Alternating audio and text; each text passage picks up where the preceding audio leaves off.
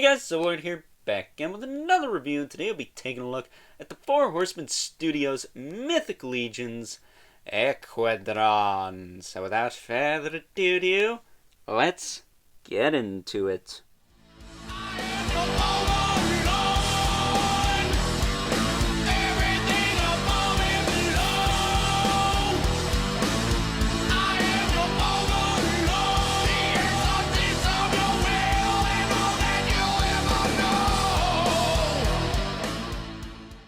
Alrighty guys, as I said before, today we'll be taking a look at Equadron. This is the 20th anniversary edition of Equadron. They did release a variant Shadow Equadron for those of you who didn't want all the extra swag, but being the spoiled rich kid I'm not, I decided to get the one that came with all the swags. Here we are, and there he is. But before we really get into the meat and taters of this figure, he does come with some extras. Now, I'm not going to show the shirts in this video, but you can follow me on Instagram at Overlord Productions. I will make sure to post pictures of the shirts over there, designed by the great Nate Barsh and Miss Monster, who also contributed to these pins here. I have no idea if I'm holding these upside down or not. But there you go, I flipped him around. Probably should have just taken him out of the plastic, huh? Either way. But on top of that, he also comes with the Sword Horsemen. Now, this is my first Sword Horseman, and as far as I'm concerned, the only one I need, because it is... Whoo-wee! This thing is badass looking. Really long. I mean, he's no slouch, but... it's pretty long. I wouldn't suggest using this with this guy. Handle seems a bit small for that. In fact, it might just barely fit in his hand that way. There really isn't a place to put it on this figure. That's about my only gripe. I would probably have it on this guy because he is the war horse. He's essentially the Four Horsemen mascot conceived into a abomination of nature. So with that being said, let's just get into the meat and taters of this guy. He is barely on screen, so bear with me. I'm just going to rotate him around, give you a good look at him, because he is pretty brand new. I don't know anyone other than Toy Bro who's actually reviewed this guy, and he reviewed the variant, the Shadow Equadron, which I'm not sure how many people got him, how many people have gotten this guy already. I don't know anyone who's got an Aerothere, and he's starting to fall down. Uh-oh. Ruh-roh! He's falling down. There we go. Just giving you a 360. I don't do this often, but this thing's pretty worthy, so I figured it was worth that. I will say his tail's getting in the way of my 360 spin. But there you go. He is awesome. Getting up close and personal to Equadron. It is the ogre scale body, which is why he looks absolutely freaking massive and barely fits on frame. So there. You can see his face here. I hope you can. I am zoomed back as far as I can, and the camera is right in front of my feet. So I'm doing the best I can, but if you can't see it, let me know, and I'll post more pictures on my Instagram later. But that head sculpt is freaking sick.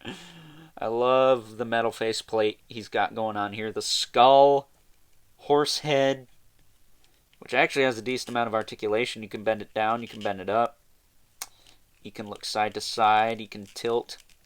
Mine is not particularly loose either, so I appreciate that. He's got a bit of a ball joint here as well. He's basically just got this big old honkin' neck cover that covers up the ogre torso. Much like the, the Battle Cat and Panther homage figures and the Minotaurs in this line. He's got something like those. He's also got the axes, the kind of four-bladed axes that we see with most of the ogres. I want to say the Cyclops and Bothor didn't have this. Bothar, whatever his name is. He's got the tailpiece, which is new. So he can wag his tail around. It just kind of clips onto the peg. It goes up into the torso. So that's all fine and dandy. He's got some hooves. He's got big old honking hooves. I don't know if these are going to be reused on the horses, but if this is anything of what's to come from those horses, I'm pretty excited because these are pretty well articulated for cloven hoof feet, in all honesty. And then we have the hips, which I've never reviewed one of these guys on my channel before, but for those of you familiar with the ogre scale figures, they do have a bit of an issue with the hips in that you need to kind of go in there and shave some notches off. Particularly if you shave the right side off, you'll at least get it to move. You can see mine lifts the left leg up with it, but it moves just fine. I'm having no issues moving this. When I got this guy open, he was not moving here. This was stuck, completely frozen.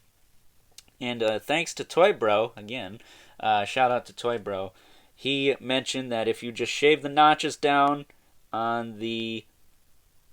Well, he said both sides, but I just did it on the one side. I had my dad take this apart, and he cut the notches off the one side. You can get the legs to move freely. The left side really doesn't have a problem. That one even moves independently. It does kind of tug on the right one a little bit, but not too bad. But the right one was the one that has plagued this body mold for the longest time. And if I had to say anything to the Four Horsemen about that, is maybe just get rid of the notches completely on this right side. I can deal with it lifting the left leg up. I can't deal with it not actually moving. So articulation on this guy, since we're actually kind of talking about it now, his head is pretty well articulated. He's got like 3 joints up here. He's got 1, 2, if you count this, well, this doesn't really move, does it? So he's got 2 joints, because I can't count. But he can look up pretty far. He can look down pretty far. You pop the head off, of course. The shoulders go forward and back. Let's see. This side moves a little better. In and out. And then he's got a swivel at the elbow with a hinge, which again is of course tight on one side but not the other. There you go. And then he's got a swivel at the wrist with a hinge. I had to heat the hands up to get the axes in. I'm not going to take these out only because you've seen them several times now. You can pop this top end off and this little spike doodad off. But you've seen that already, I'm sure. His diaphragm joint is nice and tight. It moves here, there, and everywhere. A little tricky to get on with the tail that kind of just flops around. And then the hips, as you know, they move forward and back. Actually, this side wants to move on its own a little bit. That's kind of cool. And then they move in and out pretty easily. He does have a thigh cut. He does have a single joint at the knee. He does have rotation at the knee. And then he does have a swivel at the foot with a hinge and a rocker on top of that. I will say the rockers on this guy were particularly sticky, so be careful with that. You don't want to bust him. But he does not appear to have peg holes on the bottom of his feet, but he doesn't really need them. I mean, he's a big arse horseman. I don't think he's going to be taking many shelf dives. That arm is really hard to move, but not to the point where I need to heat it. So getting him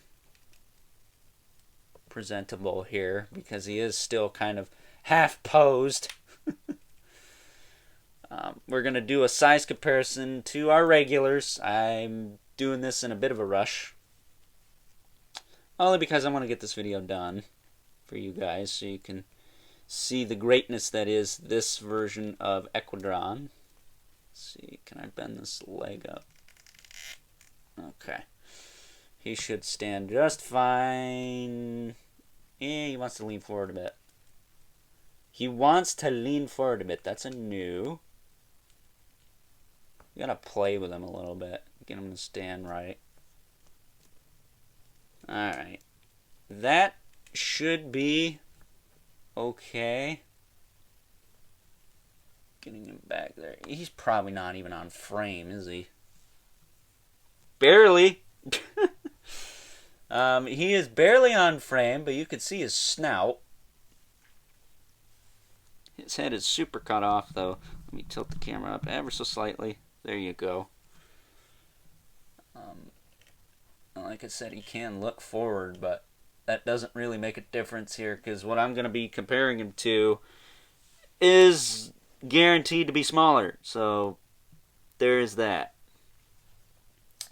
So for size comparisons, we're going to bring out the mascot of the channel, Mr. Brother Mandibulus, and you can see just how much bigger these ogre scale figures are compared to regular legions, especially when you give them a big old honkin' horse noggin. And then here he is next to Spawn, Mortal Kombat 11 Spawn. Yeah, he's he's a tank. He is an absolute tank, and I really, really love this figure. This thing is, and I say this a lot, and I'm going to say it probably 10 times this week because of what I have coming up for you guys, but top 10 figures of the year so far. I know I say that in every video, but here's the deal. I've been waiting for a Mythic Legions figure that's not a reissue or whatever for a while, and this guy is freaking badass, so sue me. Yeah, I really love the aesthetic of this guy. He's just ready to just annihilate everybody. And the cool thing, too, is he also comes in this nifty resealable package, which I'm going to move him over just a little bit here so I can show you the box. I normally don't show packaging, but this is pretty... It's simplistic, but it's not. It's got some really cool artwork all over it. You can see it on the side there. You can see it on the back, along with a bio, I believe. And then there's some more stuff over here. That looks like the horse logo. And then on the top, some stuff there.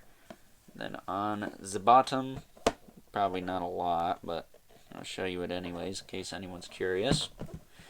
But this thing is super nifty and collector friendly because it magnetically opens. And inside you would have your Shadow Equadron with the sword and the 2 axes. There's even some stuff on this, I believe. No, is there? I can't tell. You tell me. My eyes are broken, so bear with me here. But there you go. That's the box. Shadow Equadron was hanging out here. You can pull this out. I'm not going to do that, but you can see the edge here. You can easily pull this out, put it back in without damaging it, that is. And keep the box around, which is exactly what I'm doing. I mean, I keep most of my more premium Mythic Legions boxes. I keep most premium packaging anyways. I still have the Spawn box kicking around somewhere.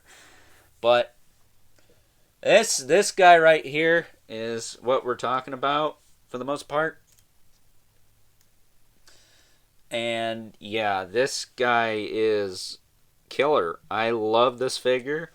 I'm really happy that I bought this version. Kind of sucks about the hips, but if you're good with a hairdryer and an X-Acto knife, you can fix that.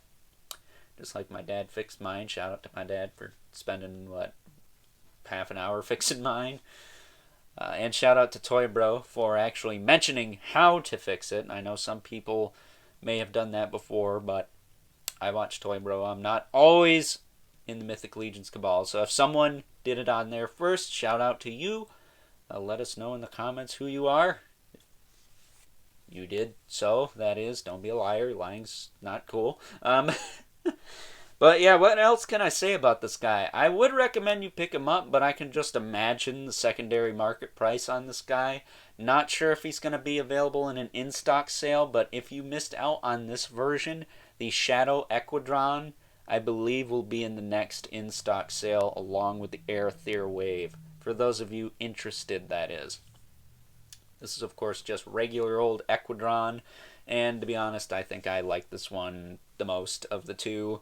And I'm content with just having this one. I was thinking about getting the shadow one just because I like the black ogre body. It was really, really dark compared to this guy, but this is the one I bought. This is the one I'm happy with. This is the one I'm going to put on the shelf with the rest of my legions. So with that being said, I hope you guys enjoyed this review. As quasi-rushed as it was, I don't even have a URL for this shot yet. So bear with the potentially crappy URL this video might have when I first upload it. I'm not too sure if I'll get that done in time or not. Definitely going to upload this today, the day I'm recording it, because I don't know who else reviewed this guy yet.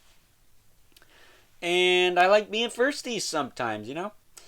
But in case you did enjoy this review, don't forget to hit that like button, as well as the subscribe button and the notification bell, so you know whenever I upload more reviews. Not quite like this one. We got a couple of DC Multiverse figures coming down the pipeline, along with a crapload of Migos. Unless Mythic Legion's Aether shows up, that is, then that's going to take precedence because Mythic Legion's does really good for the channel. What can I say? And as I mentioned earlier, don't forget to hit me up on Instagram at Overlord Productions for unboxing videos, live unboxing videos that I upload to IGTV afterwards in case you miss them. I did not do one of this guy just because of that hip issue. I wanted to make sure mine didn't have it. He did, so we fixed it. Hooray! And as always, don't forget to leave a comment in the comment section below. Let me know what you think of this figure, which version of Equadron you picked up. I think they're both cool. I just preferred this one a little bit more, and actually did not know about Shadow Equadron at the time. But I am happy I bought this one because he came with this mighty sword here, which is my first sword horseman, so I'm super stoked to have one of these. Not sure I'm going to give that to yet. They re-released Gorgo Aetherblade already. I might actually give it to him. But as always, keep the comments civil, because the world sucks enough as it is, especially when hip joints want to be a pain in the tuchus. And until next time, I will catch you guys later.